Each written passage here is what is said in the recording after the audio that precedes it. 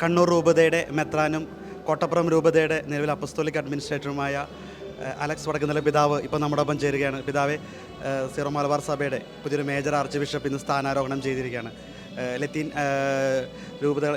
ലത്തീൻ സഭയെ സംബന്ധിച്ചിടത്തോളം പ്രതിനിധീകരിച്ച് പിതാവിൻ്റെ വാക്കുകളൊന്ന് പ്രേക്ഷകരോട്.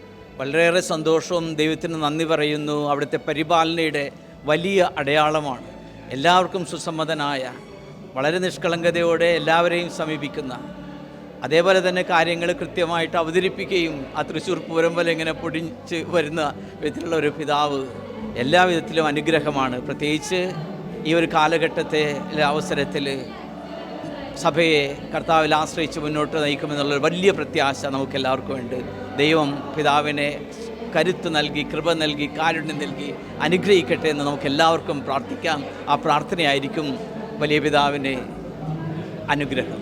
ഈ ദിവസങ്ങൾ മൊത്തം ക്രൈസ്തവ സമൂഹം മൊത്തം സീറോ മലബാർ സഭയുടെ ഈ ഒരു ഇതിലേക്കായിരുന്നു. പുതിയൊരു മേജർ ആർച്ച് ബിഷപ്പായിട്ട് തിരഞ്ഞെടുക്കുമ്പോൾ നിരവധി പ്രതിസന്ധികളിലൂടെ ഇങ്ങനെ കടന്നു പോകുന്ന സമയമാണ്.